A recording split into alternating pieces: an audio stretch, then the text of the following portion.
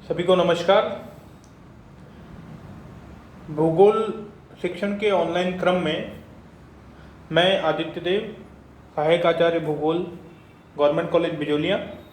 आज हम तृतीय वर्ष के विद्यार्थियों का एक महत्वपूर्ण विषय भारत का भूगोल, इस पर कुछ बात करने वाले हैं। और भारत के भूगोल की शुरुआत में हम सबसे पहले जो प्राकृतिक विभाग हैं उस पर बातचीत करेंगे। तो शुरू करते हैं। हम हर किताब में जो भी रेफरेंस बुक उठा के देखते हैं तो उसमें पहला जो भाग होता है उसके सबसे ऊपर एक बहुत अच्छा संस्कृत का श्लोक लिखा होता है जो भूगोल की पहचान के लिए बहुत अच्छा है। तो भारत के भूगोल के बारे में लिखा होता है, उत्तरम यत् समुद्रस्य हिमात्रश्चैव दक्षिणम वर्ष तद भारत नाम भारती यत्र संतति।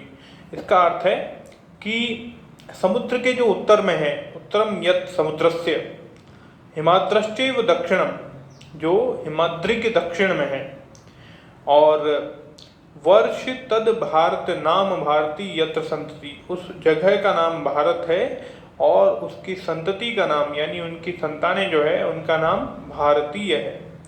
तो ये भूगोल की एक बहुत मोटा मोटी पहचान है कि किस तरह से जगह को आइडेंटिफाई किया जाता है। तो इसके रेफरेंस में जो पृथ्वी के ऐसे भाग जो हमेशा रहने वाले हैं, चाहे समुद्र हो चाहे पर्वत हो, तो हमेशा जो भाग रहने वाले हैं उसके रेफरेंस में पहचाना जाता है कि हम किस जगह को पहचान रहे हैं, है ना। तो इससे हम शुरुआत करते हैं। तो भू आकृति की दृष्टि से भारत में काफ़ी विविधताएं पाई जाती हैं और ये विविधताएं किसी भी देश में इस सीमा तक नहीं है जितनी भारत देश में। तो अंग्रेजों के काल का एक काफ़ी फेमस कथन है कि भारत एक देश नहीं बल्कि देशों का समूह है, या ये एक उपमहाद्वीप है। तो हालांकि इसे उपमहाद्वीप कहना इसकी राष्ट्रीय एकता को खंडित करता है कुछ सीमा तक, और देशों का समूह तो हम देश को किस तरह से पहचानते हैं वो भी एक चर्चा का विषय है। खैर, उसमें अभी न जाएंगे और हम प्राकृतिक विभाग की दृष्टि से भारत का अध्ययन करने वाले हैं। तो भारत के पूरे क्षेत्रफल का जो 11% है वो भूभाग पर्वतीय है। तो पर्वतीय भूभाग हम पहचानते हैं सबसे पहले हिमालय पर्वत, और हिमालय पर्वत जो कि बचपन से पढ़ाया जाता है, उच्च हिमालय पर्वतराज खड़ा पहनकर सिर का ताज। तो भारत के सिर पर ताज की तरह जो हिमालय पर्वत है, और विश्व की सबसे ऊंची चोटियां भी उस हिमालय पर्वत में हैं। तो इस तरह से पूरी पर्वत श्रेणियाँ जो केवल उत्तरी पर्वत श्रेणियाँ हैं उनका क्षेत्रफल 5,78,000 वर्ग किलोमीटर है। तो इस तरह से वो 17.9% क्षेत्रफल का जो प्रतिशत है वो 17.9, तो 17.9% जो उत्तरी पर्वत श्रेणियाँ हैं, ये जो कुल पर्वतीय भाग है 11% उससे, और 18% जो पठारी भूभाग है, पहाड़ी भूभाग, उससे मिलकर बनी हुई है। तो इस तरह हम पहले जो 4 बड़े भौगोलिक विभाग हैं उसको देख लेते हैं। सबसे पहले उत्तरी पर्वतीय प्रदेश, फिर दक्षिण का पठार, उसके बाद विशाल मध्यवर्ती मैदान और तटवर्ती मैदान और द्वीप समूह। इस तरह से 4 बंटवारे, सीधे सीधे 4 वर्गीकरण भारत के प्राकृतिक विभाग के किए जाते हैं। इनमें से अगर परसेंटेज रेशियो हम देखें तो 11% भाग पर्वतीय, 18% भाग पहाड़ी क्षेत्र का, 43% भाग जो कि सबसे ज़्यादा है वो मैदानी प्रदेश, और 28% भाग पठारी है। तो इस तरह से हम देख सकते हैं कि सबसे ज़्यादा जो मैदानी प्रदेश है वो उत्तर का विशाल मैदान जो नदियों से मिलकर बनता है, जिन्होंने पर्वतों को काट कर और कई सारा निक्षेपण करके मैदान बनाया है। और हम अगर इसके क्षेत्रफलों को किलोमीटर स्क्वायर में देखें, वर्ग किलोमीटर में, तो उत्तरी पर्वत श्रेणियाँ 5,78,000 वर्ग किलोमीटर क्षेत्र में फैली हुई है। विशाल मैदान जो है वो 5,50,000 क्षेत्र में फैला हुआ है। थार का मरुस्थल 1,75,000, मध्यवर्ती उच्च भूमि 3,36,000, प्रायद्वीपीय पठार 12,41,000, तटवर्ती मैदान 3,35,000 और द्वीपीय समूह 8,300। तो इस तरह वर्ग किलोमीटर क्षेत्र के रूप में हमने देखा कि जो मध्यवर्ती भाग है भारत का वो सबसे ज़्यादा उपजाऊ भी है और सबसे ज़्यादा कह सकते हैं कि भारत पूरी भौगोलिक संपन्नता से भरा हुआ है।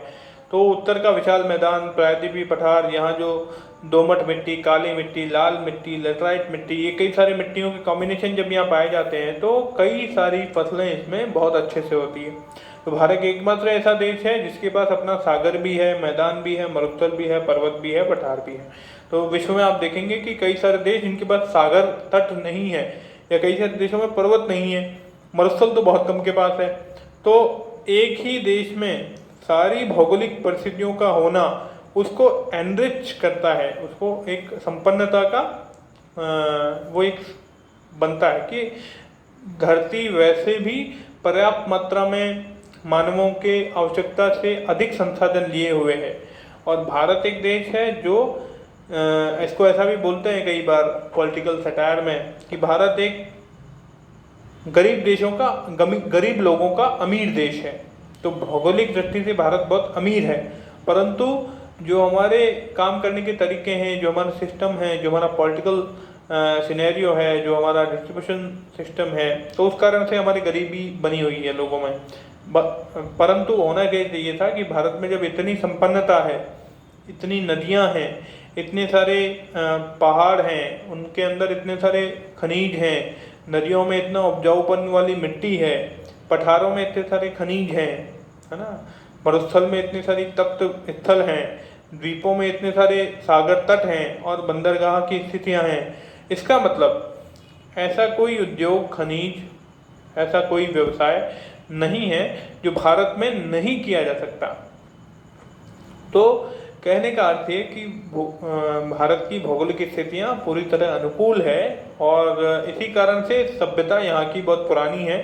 तो हम देखेंगे कि जितनी भी सभ्यताएं बसी थी वो नदी तट के आसपास बसी थी, नदी घाटी सभ्यता जिसको बोलते हैं। तो चाहे हांगो सभ्यता हो, गंगा सभ्यता हो, चाहे मेसोपोटामिया सभ्यता हो, चाहे दल्लाफरात सभ्यता हो, तो ये सारी नदियों के आसपास बसी। और भारत की सभ्यता भी इसलिए पुरानी है ना। तो हम कहते भी हैं कि यूनानो में रोमा सब मिट गए जहाँ से अब तक मगर है बाकी नवों हमारा। तो जितनी भी प्राचीन सभ्यताएं थी वो कालांतर में अपनी वो इतिहास को कंटिन्यूटी नहीं बना पाई। भारत की सभ्यता पुरानी है और अभी तक भारत एक देश के रूप में बचा हुआ है। हालांकि ये एक बात है कि हमने किस तरह से अपनी देश की पहचान बना रखी है या जितने बंटवारे हुए उसके प्रति हमारा क्या दृष्टिकोण है। तो क्योंकि जब विवाद होते हैं तो भौगोलिक संसाधनों पर विवाद इस तरह से होते हैं कि सिंधु नदी भारत से निकलती है, फिर उत्तर हिमालय के उत्तर से होकर पाकिस्तान में जाती है, फिर उसकी 5 सहायक नदियाँ भी जाती है। तो अब वो भौगोलिक संसाधन किसका है ना। तो एक नदी जो 2 देशों में बह रही है और उस पर वैसे सबका अधिकार है, अधिकार या इसको ये भी कह सकते हैं कि अधिकार नहीं है, सबका कर्तव्य भी बनता है। वो प्रकृति है जिसने आपको पैदा किया। तो अब उस पर जब संसाधनों के माध्यम से हम अधिकार जताने लगते हैं और ऐसा सोचते हैं कि हाँ ये प्राकृतिक संसाधन हमारे पोषण के लिए है और हम इनके दोहन के लिए हैं, तो एक संतुलन गड़बड़ा जाता है। तो इसी क्रम में हमने जितने भी खनिज जो खोदे, तो छत्तीसगढ़ या इस इलाकों में आप देख सकते हैं कि किस तरह पर्यावरणीय संतुलन बिगड़ा है ना। जंगल साफ हुए हैं और राजस्थान में आप उदाहरण देख सकते हैं उदयपुर का या आदिवासी क्षेत्रों का, जहाँ पे पहाड़ों को काटा जा रहा है ना। और हम अपनी नदियाँ भी देख सकते हैं हमारे आसपास, जैसे हमारे भिलवाड़ा में कोठारी नदी है या बनास नदी है। तो कल परसों ही अखबार में फोटो आया था कि बनास नदी की रेत किस तरह से अवैध खनन हो रहे हैं। तो अब नदी बची नहीं, केवल खड्डा है, खड्डे में पत्थर है। तो इस तरह से हमने प्राकृतिक विभाग जो हम पढ़ रहे हैं, तो पढ़ने के पीछे जो हमारा कारण है वो भी हमें स्पष्ट होना चाहिए कि हम इनको पढ़ रहे हैं तो केवल उपयोग में लाने के लिए नहीं पढ़ रहे, है ना, कि किस तरह से इसको काम में लेकर अपने पैसे को और बढ़ाएं। इस तरह से हमारा अध्ययन नहीं हो, वरना हम प्रकृति के संतुलन को नहीं बना पाएंगे। तो हम आने वाले समय में जितना भी भारत का भूगोल का विशद अध्ययन करेंगे, एक एक प्रकृति विभाग की गहराई में जाएंगे और नक्शे के सहायता से, मानचित्रों के माध्यम से हम उन्हें अच्छी तरह से आइडेंटिफाई करेंगे, लोकेट करेंगे कि ये चीज़ें कहाँ पे हैं, किस स्थिति में है, कहाँ से नदी निकल रही है, कहाँ पे गिर रही है, ये पर्वत किस स्थिति में है, कितना पुराना है, कैसे इसका निर्माण हुआ और अभी इसकी क्या स्थिति है, पठारों में कितने पुराने ढंग से पठार बने हुए हैं, इसमें कौन कौन से खनिज पाए जाते हैं, मरुस्थल का निर्माण कैसे हुआ, मरुस्थल की भूमिकाएं, जो उसका जो उपयोगिता है वो क्या है, हम उसके साथ क्या कर रहे हैं, और सागर तट, द्वीपी भूभाग कहाँ कहाँ हैं, कैसे कैसे हैं, तो हम इनका विशद अध्ययन करेंगे। परंतु हमें ये भी सोचना है कि हम इनका अध्ययन कर क्यों रहे हैं, और अगर नदी का अध्ययन करके हमने नदी को बर्बाद करना सीखा है, इसका मतलब कि हमने वो पढ़ाई को एक हथियार की तरह इस्तेमाल किया जिससे हम पर्यावरण पर हमला कर सकें। जबकि ऐसा देखा गया है कि जब इंसान प्रकृति को नष्ट करता है तो वो असल में खुद को नष्ट कर रहा होता है, और इस तरह से वो और प्रकृति आपस में जो इंटर रिलेशनशिप है, जो हम मानव भूगोल में अध्ययन करते हैं, तो वो इंटर रिलेशनशिप आगे नहीं बढ़ पाती है और मानव अपने आप में परेशान भी होता है, दुखी भी होता है, प्रकृति को भी नष्ट करता है, पेड़ पौधे, जीव जंतु सबको नष्ट करता है। तो किसी भी विषय के अध्ययन से पहले मेरा ऐसा मानना है कि उस अध्ययन की उद्देश्य निर्धारित होने चाहिए और हमारे मन में क्लियर होना चाहिए कि हम इनका अध्ययन क्यों कर रहे हैं। तो बच्चों से जब पूछा जाता है कि क्यों कर रहे हैं, तो बच्चे ऐसा कहते हैं कि परीक्षा में उत्तर लिखने के लिए इसका अध्ययन कर रहे हैं। तो जवाब सही है, पर परीक्षा के बाद भी आपको चीज़ें ये याद रहने वाली हैं और आप इनको ज़िंदगी में कहीं ना कहीं काम में लेने वाले हो। तो वो काम में किस तरह से लोगे, उसके ऊपर मेहनत करने की ज़रूरत है।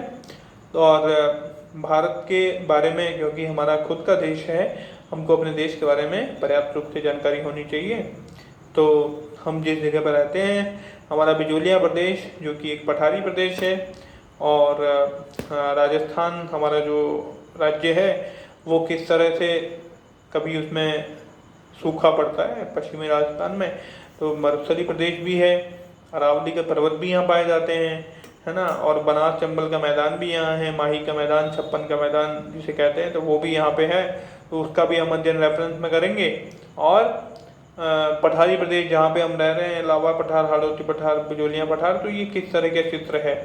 तो हमारा जो अध्ययन है वो क्योंकि तृतीय वर्ष में विश्व का प्रादेशिक भूगोल भी आपके सिलेबस में है, तो हमारे जितने भी अध्ययन होंगे वो ग्लोबल से लोकल तक होंगे। और जिस तरह हम किसी दूर देश के पहाड़ और मैदान और मरुस्थल की बात कर रहे हैं, तो हमको अपने गांव के तालाब, मिट्टी, खेत की मिट्टी, नदी का पानी और ये भी पहचान में आने चाहिए, वरना हमें ये याद रह जाएगा कि जो ब्राज़ील है उसमें कौन सा पठार है, वहाँ से कौन सी नदी निकलती है, परंतु हम ये नहीं बता पाएंगे कि हमारी खेत की मिट्टी किस तरह की है और उसमें कौन कौन सी फसलें उगाई जा सकती है ना। तो ब्राज़ील जाने की संभावनाएं कम है कि हमको वहाँ जाके पता होना चाहिए कि वहाँ की नदी कहाँ से निकलती है, वरना हम रास्ता भूल जाएंगे तो इसकी संभावना बहुत कम बनती है और खेत में काम करने की संभावनाएं ज़्यादा बनती है।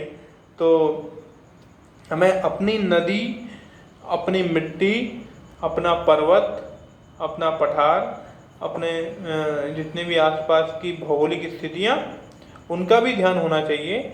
और बाहर की जो स्थितियाँ वो हम किताब से पढ़ ही रहे हैं, और किताब से पढ़ने का सबसे अच्छा तरीका ये है कि मानचित्र हमारे दिमाग में बिल्कुल क्लियर होना चाहिए।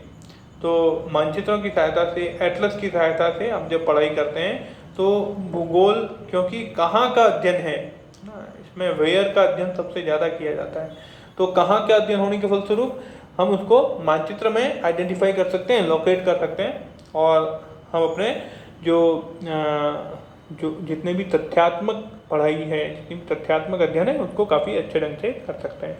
तो प्राकृतिक विभाग और उसके बाद हिमालय और पर्वतीय प्रदेश, पठारी प्रदेश, मैदानी प्रदेश, द्वीपीय प्रदेश, मरुस्थलीय प्रदेश, तो उसको हम अलग अलग किस तरह से आइडेंटिफाई कर सकते हैं, क्या क्या उनके कैरेक्टरिस्टिक्स हैं, और ये सब हम आगे वाली कक्षाओं में देखेंगे। तब तक आप जितने भी मानचित्र आप अध्ययन कर सकते हैं, चाहे बड़े हों चाहे एटलस मानचित्र हों छोटे, तो आप उनका अध्ययन करें। और जो भी पुस्तकें हम लोग बात करते ही हैं फ़ोन पे, आप लोगों के फ़ोन भी आए थे तो हमने पुस्तकें डिस्कस की थी।